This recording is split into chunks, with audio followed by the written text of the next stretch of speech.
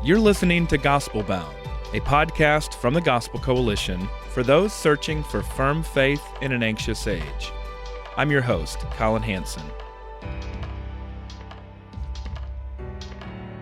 Tim Challies visited 25 different countries in his memorable year, and I think he may even have eaten McDonald's in each of these countries. Is that true, Tim? I ate McDonald's in every country where there was a McDonald's. Okay, all right, that's fair enough. Well, Tim attended worship services on every continent. He searched high and low for the artifacts that would help him tell the story of 2,000 years of Christian history. And he brings us along that journey in his new book, Epic, an around-the-world journey through Christian history, published by Zondervan. I loved following along on social media as he traveled north and south, east and west. I admire Tim's zeal to introduce us to long-lost heroes of the faith and even to warn us against some wrong turns in the journey.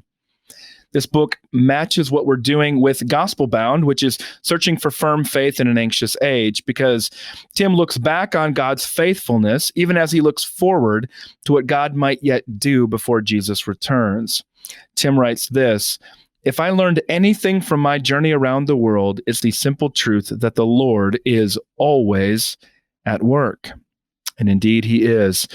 Tim Challies is the noted blogger of Challies.com and author of several books, including Visual Theology and The Next Story. And he joins me on Gospelbound to share more of this remarkable journey around the world and how we might grow in faith by learning from the past. So thank you for joining me, Tim.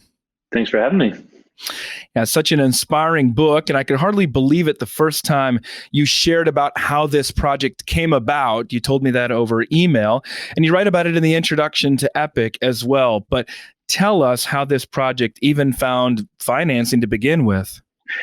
Yeah, so I had just really for fun, I'd done some writing on the subject of objects before and Christian objects and sort of tracing history through it, but had never really thought that I could actually make the journey myself.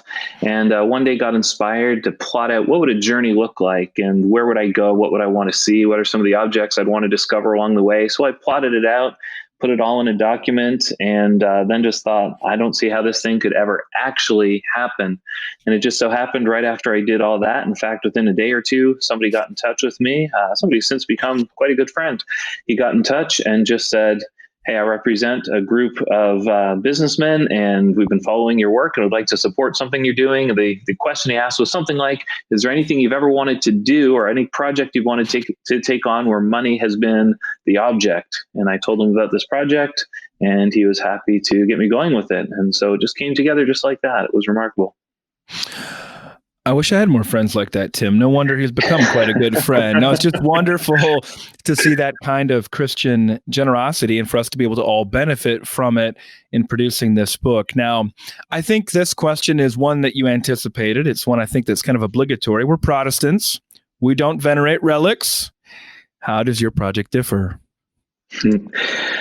Well, in a Catholic setting, relics are sort of a conduit almost between yourself and the grace of God. There's something that can happen through those objects. There's grace God can give you through them. And if you go to many of the great cathedrals in the European continent, for example, you'll see those relics. You'll see dead men's bones and people praying to them or through them or however they want to term it. I'm setting up these objects as simply a piece of history that's fixed that we can look at and see today and learn lessons from it. So there's no veneration of the object and even no veneration of the people beyond the object who held it or owned it or used it. We're simply taking these objects as a sign or as a stand-in for a person or a period of history or a movement of God in time. Tim, I can't relate at all to this critique, but I feel like I need to offer it. Not everybody loves history or church history. Speak to those folks. Why should they join you on this epic tour of the artifacts of Christian history? When you become a Christian, you don't start something, you join something that's already in progress. You join a family of believers that extends 2,000 years, really much longer than that, into history. And so it's so important to get your bearings in the long line of what God has done over the course of history. There's so much we can learn from the past, but really we need to orient ourselves within this stream of history. And so before we can look forward, we need to look back. And just very practically, it's always amazing to me how much we can learn from the past and apply directly to today. So there's so many theological controversies that arise today. And as we go looking in history, we see, oh, that's already happened, or something very, very similar to it. We can just look at what those people determined back in the day and apply it to this. Or today, we're going through a bit of uncertainty regarding a virus that's going around the world, a pandemic. We can look into Christian history, see how have Christians done with this in the past? How have Christians responded to such things in the past? And there's a lot we can learn from our brothers and sisters of long ago.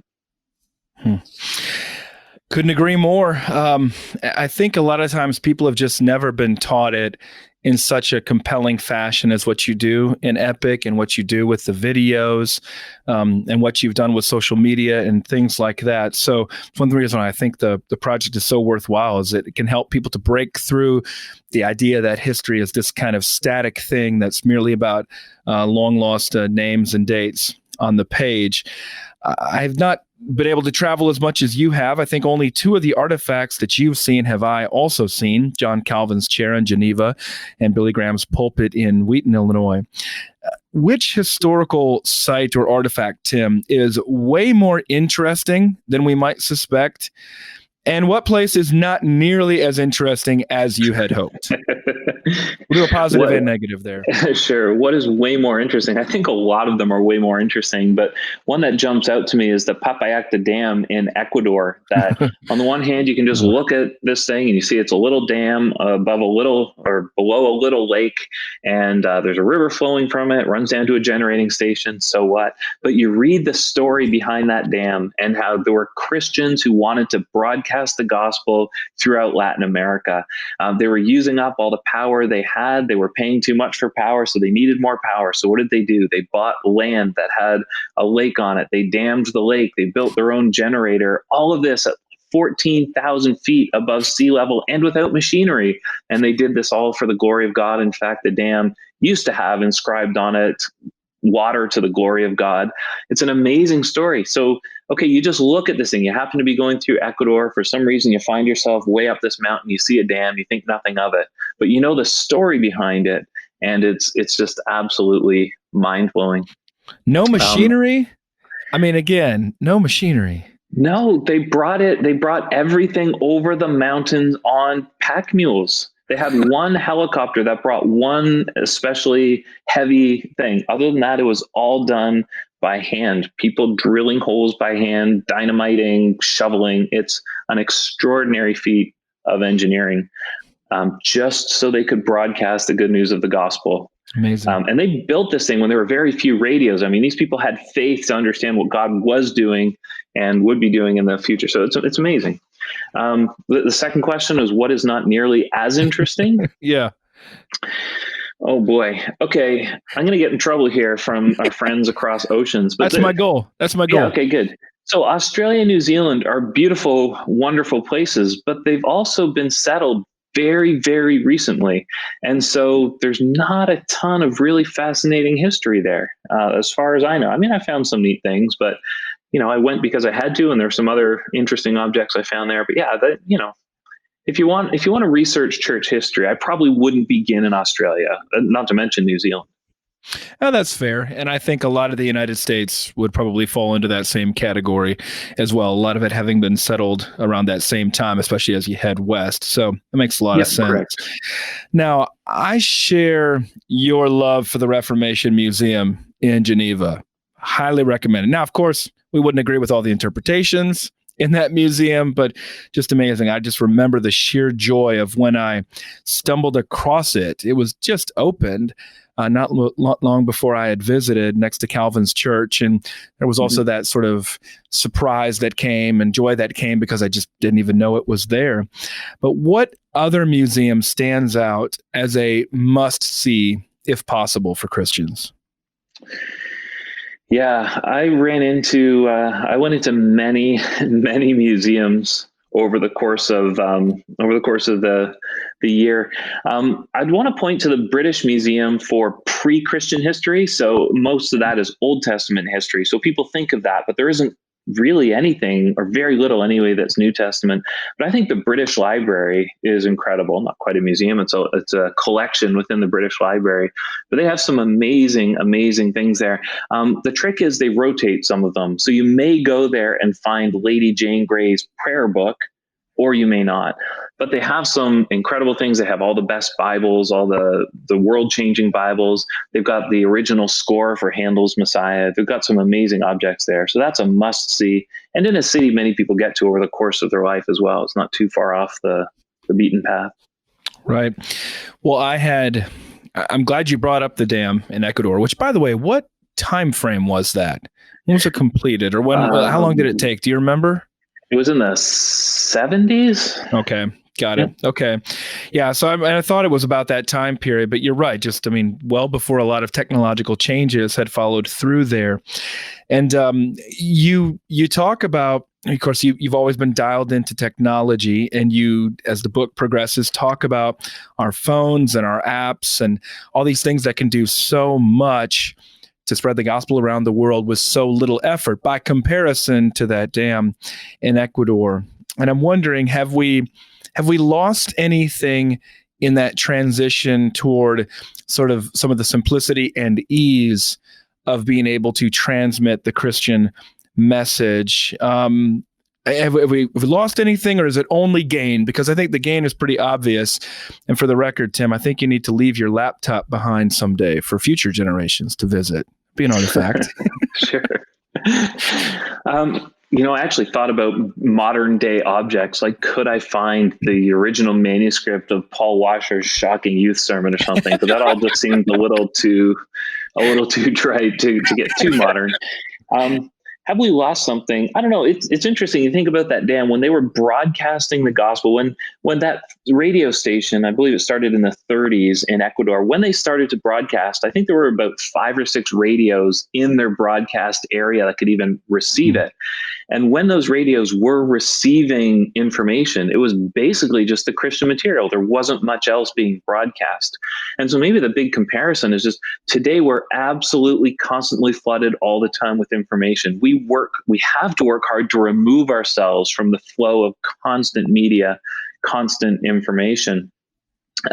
Whereas in that day, I think people were eager to encounter information because they had so little of it coming their way. You can read Neil Postman as he talks about that transition in humanity, where we went from a dearth of information to we went from so little to so much to just be drowning in it. And so I really wonder if that's it. If today what our trouble is just cutting through the noise to try and say, this gospel message we're bringing you really is more important than anything else you're hearing. It's just hard to get the message out amidst all the noise. Yeah, it's very clear that even in reading the Bible on the same device that you text emojis to your friend, where you get stock market updates, where you get sports scores, or all that different thing, it can be pretty difficult. It's not totally different from radio or television in that regard, but it can be very confusing, and especially when you begin to add elements such as the worship service there, and the distractions that can come from that as well. One of the people that you really made an impression on you was Amy Carmichael in India. Tell us a little bit more of why.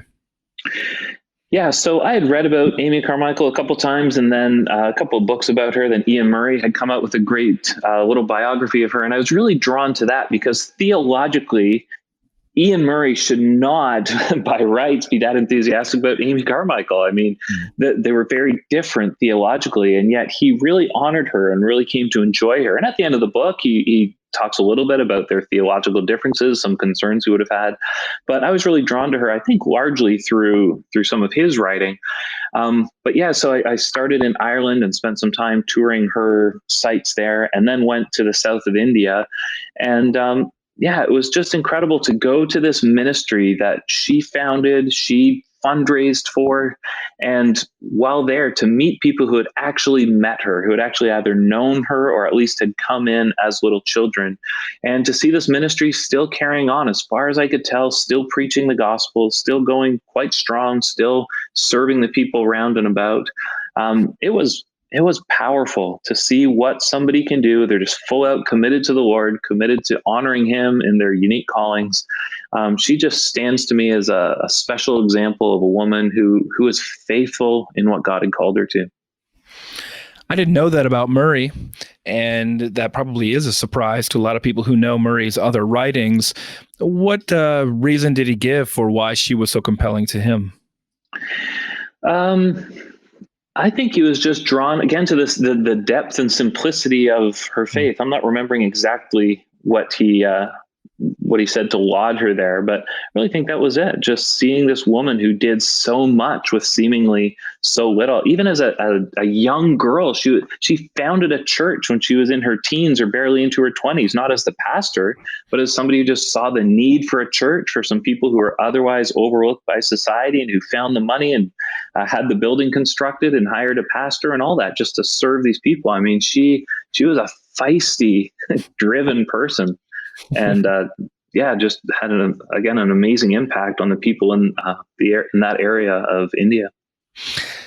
I can't even imagine the kind of logistical demands of organizing a trip like this. Did you do this yourself, or did you have some other help? I know you traveled with Stephen McCaskill. Yeah, no, I did all the planning for it because it just takes a ton of time and a ton of planning to do it right. And you got to learn how to master airlines and stuff like that to do these things really well. And I tell you, the Lord was so kind to us. I don't think I missed a flight or missed a connection out of, I don't know how many flights, how many miles, but everything went very, very smoothly. We had a couple little hiccups, but very, very little. Wow. So let's focus on the hiccups there. What is an artifact or trip you really wanted to see or to do that fell through? So the first trip to Italy was basically just a wipeout. And a friend of mine who's Italian, lives in Rome, just kind of said, well, that's Italy for you. So what do you expect? But went to the Vatican museums, and the two things there I wanted to see were both closed. Went up to the Palatine Hill, and it was closed mysteriously for no reason posted, just closed. So, and that was my very first trip. So sort of going across the world and finding everything shut down was for no reason posted, no reason whatsoever, was rather discouraging. So I had to, as I describe in the book, ended up having to go back. But there were other objects I wanted to find. One of the things you find is that where Christians are persecuted, they tend to not get rid of just the people, but their objects. So you think somebody of the impact of Hudson Taylor would have lots of objects left behind, but I couldn't find a single object related to his life. There's a great story about his tombstone, and so I found that and told the story of that. But so where there was persecution, objects disappeared, and then where enough time has passed. So you won't find many objects related to the very early church, because those things have just been lost to time and decay. Yeah, imagine how different that would be if not for, say, the Muslim conquest of much of the Middle East and North Africa, given the role of those regions in Christian history. Imagine it would look very different there. Play travel guide a little bit here, Tim. If Christians could take just one pilgrimage, not to Jerusalem, I think we got to say that, where should they go? I think the greatest concentration of Christian history is in the UK. You can go just about anywhere. You can drive any route, and you'll find some of the great missionaries, some of the great preachers. There's just so much centered there. And one thing you see as Christian history unfolds is the center of Christianity shifts over time. So it was North Africa, it was Rome, it was Jerusalem, it was for a long time Germany, and then Central Europe, and then the UK. More recently, I'd say it's sort of shifted towards America. But the UK is good because it's not that long ago. They take history very, very seriously. During the time of the British Empire, they were mad historians, and so they collected lots of things and filed them away in museums.